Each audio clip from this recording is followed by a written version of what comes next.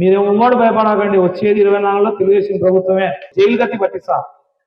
Election commission కు ఫిర్యాదు చేసి నేను డిప్యూటీ కలెక్టర్ సస్పెండ్ చేయించిన. వాలంటీర్ని ఎత్తి జైల్లో వేయిస్తా. ఇప్పుడు మీ ప్రభుత్వం ఉంది, ఎగురుతున్నారు. రేపు రేపు అంకుశం సినిమాలో రామిరెడ్డిని చూసినారా మీరు? అంకుశం సినిమా గుర్తుందా? రామిరెడ్డిని చూసినారా? ఎంత కొట్టారు? అట్ట కొట్టి నడిపిస్తా ఈ సందులమ్మడి, అట్ట కొట్టి నడిపిస్తా. అంకుశంలో రామిరెడ్డి మాదిరి ఉంటుంది కోటింగ్. ఈ వాలంటీర్లకు కూడా చెప్తానా, అందరి ముందర వాలంటీర్లు చెప్తానా, మీరు ఉమ్మడి భయపడకండి, వచ్చేది 24లో తెలుగుదేశం ప్రభుత్వమే. జైలు గట్టి పట్టిస్తా. ఎలక్షన్ కమిషన్ కు ఫిర్యాదు చేసి నేను డిప్యూటీ కలెక్టర్ సస్పెండ్ చేయించిన. వాలంటీర్ని ఎత్తి జైల్లో వేయిస్తా. ఇప్పుడు మీ ప్రభుత్వం ఉంది, ఎగురుతున్నారు. రేపు రేపు అంకుశం సినిమాలో రామిరెడ్డిని చూసినారా మీరు? అంకుశం సినిమా గుర్తుందా? రామిరెడ్డిని చూసినారా? ఎంత కొట్టారు? అట్ట కొట్టి నడిపిస్తా ఈ సందులమ్మడి, అట్ట కొట్టి నడిపిస్తా. అంకుశంలో రామిరెడ్డి మాదిరి ఉంటుంది కోటింగ్. కరోనా సమయంలో ఈ ఉక్కు ప్రవీణ్ ఎక్కడ ఉన్నాడు?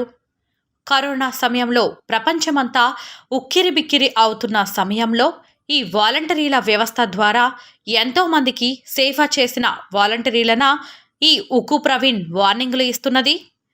అటు ప్రభుత్వానికి ప్రజలకు మధ్య వారధిగా ఉంటూ ఎన్నో సేవలు అందజేయడంతో పాటు ఎందరో అభాగ్యులకు ఆకలి చావుల నుంచి కాపాడింది ఈ వాలంటీర్ల వ్యవస్థే. అంతేందుకు స్వయంగా ఉక్కు ప్రవీణ్ కుటుంబ సభ్యులకు కూడా కరోనా సమయంలో సేవలు పొందినాడు. ఈ విషయం అవునా కాదా అని ఉక్కు ప్రవీణ్ సమాధానం చెప్పాలి. జగనన్న ప్రవేశపెట్టిన సంక్షేమ పథకాలు ఫలాలు ఎటువంటి ఇబ్బంది లేకుండా ప్రజలకు చేరవేస్తున్న ఈ వాలంటరీ వ్యవస్థ దేశవ్యాప్తంగా ఒక ప్రత్యేక గుర్తింపు తెచ్చుకుంది. ఇలాంటి వ్యవస్థను ఉక్కు ప్రవీణ్ వార్నింగ్ ఇవ్వడం కరెక్టా అని వాలంటరీ తరపున ప్రజలు అడుగుతున్నారు.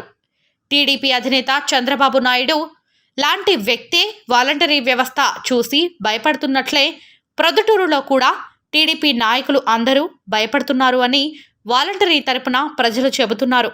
పింఛన్ పథకం నుంచి ప్రతి ప్రభుత్వ పథకం అందించడంలో వాలంటరీ పాత్ర ఉందనే విషయాన్ని గుర్తించి మాట్లాడితే బాగుంటుంది. రాబోయే రోజుల్లో ఇంకా ఎన్నో రాష్ట్రాల్లో వాలంటరీల వ్యవస్థ తేవాలని ఎన్నో రాష్ట్రాల ముఖ్యమంత్రులు ఆలోచిస్తూ ఉంటే ఈ పెద్ద మనిషి ఈ విధంగా ప్రవీణ్ గారు ఉన్నారు కదా, నిన్న వాలంటీర్లు ఈ విధంగా మాట్లాడారు. అదైతే కనుక మాకు వాలంటీర్గా నచ్చట్లేదు. మేము ఎన్నో సేవలు చేస్తున్నాము ప్రజలకు, మన జగనన్న ఇచ్చినటువంటి సంక్షేమాలన్నీ ఎన్నో చేస్తున్నాము. కానీ మమ్మల్ని ఈ విధంగా మాట్లాడడం మాకైతే నచ్చట్లేదు. ఏదో అంకుశం సినిమా అన్నారు మీరు, నాకు అర్థం కావట్లేదు. అంకుశం సినిమాలో రామిరెడ్డిని కొట్టినట్టు కొడతామంటున్నా.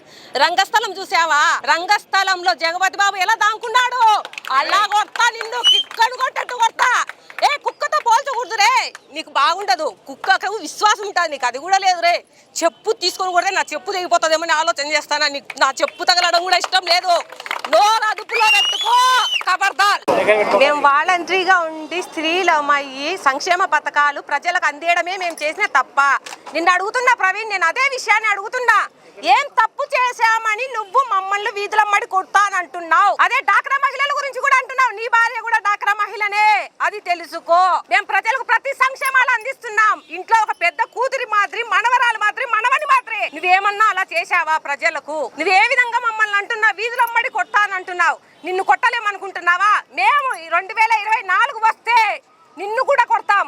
వీధులమ్మడి ఈడ్చి కొడతాం. తెలుసుకోని మాట్లాడు. మేము వాలంటీర్లుగా ఉండడం నీకు నచ్చలేదా? మేము వాలంటీర్లుగా ఏం తప్పు చేశామని నువ్వు ఈ విధంగా మాట్లాడుతున్నావు?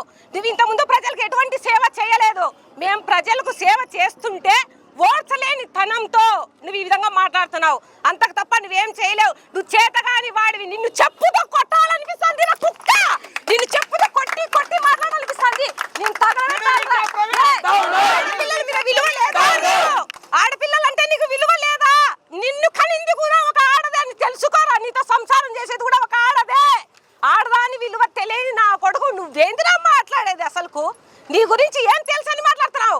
నిన్న పొద్దు మీ అమ్మ అదే విధంగా అనుకోలేదే కనాలని. కనింది కాబట్టి నువ్వు మోగానిగా ఈ పొద్దు మాట్లాడుతున్నావా? నువ్వు మాట్లాడాకో, నోరు మూసుకో. నువ్వు ఈ పొద్దు ఇన్ఛార్జ్గా వచ్చినందువల్ల నీకు పెరిగిపోయిందా కొవ్వు మతము? ఏరా నీ ఇంటికి మేము ఏం సేవలు అందిలేదా? వాలంటీర్గా ప్రతి ఇంటికి వెళ్ళి గడపకు వెళ్ళి సేవలు అందించాము. పొద్దున్నే 5కే లేచి వెళ్ళి పింఛన్ ఇచ్చాము ప్రతి మహిళకు. తెలుసా నీకు? ఏం చేయలేదని నువ్వు మాట్లాడుతున్నావు మా గురించి. అమ్మఒడి అంటూ మేము ఈవీస్ నేస్తాలంటూ ఎన్ని సంక్షేమాలు అందించాము.